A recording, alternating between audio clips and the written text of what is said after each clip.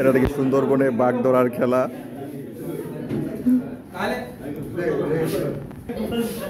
তাহলে আমরা বুঝতে পারছি যখন আমরা আমি যখন বাঘ বলবো তখন আপনি ধরাচ্ছেন। হ্যাঁ এটা ও বলে হ্যাঁ একটু নিচে, একটু নিচে, আর একটু নিচে।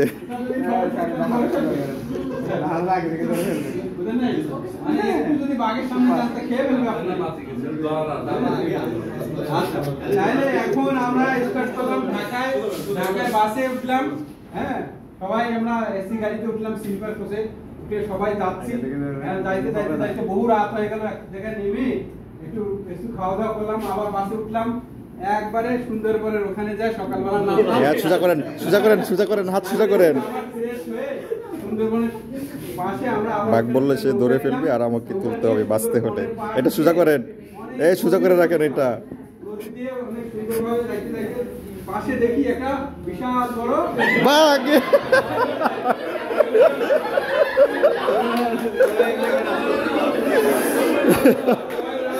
আগেই তুলে ফেলছে।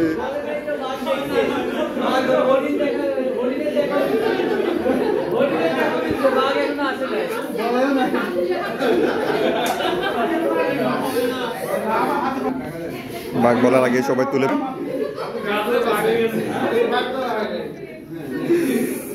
তাহলে আমরা দেখলাম কি, আমরা দেখলাম বিশাল বড় বাঘ। বেঁচে গেছি।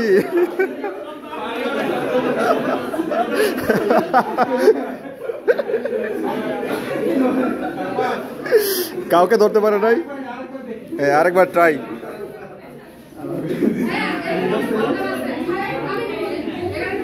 কেউ বাঘ হবে না।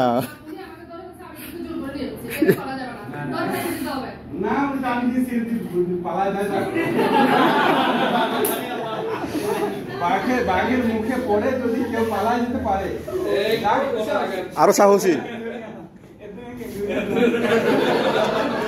কেউ তো চেষ্টা করবেই। তারপরে আমরা নৌকা থেকে নামলাম, নামে আমরা গভীর জঙ্গলে হাঁটা শুরু করলাম।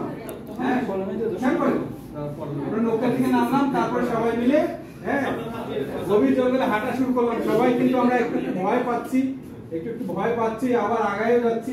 তার পাশে আকাশে উপাশে সবাই খুব সুন্দর করে তাকাচ্ছি, কেউ কিছু আসে নাকি, ভয়ঙ্কর কোন কিছু আসে নাকি আমরা তাকায় আছি। এবং কিন্তু আমরা সবাই এক্সাইটেড আগাইতে আছি।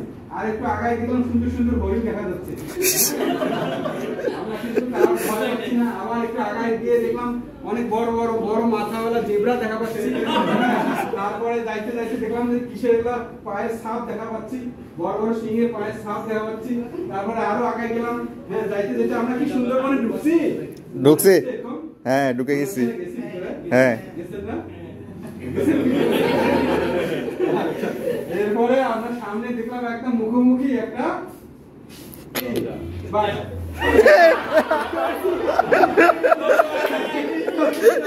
দর্শন ছুটে আসছি।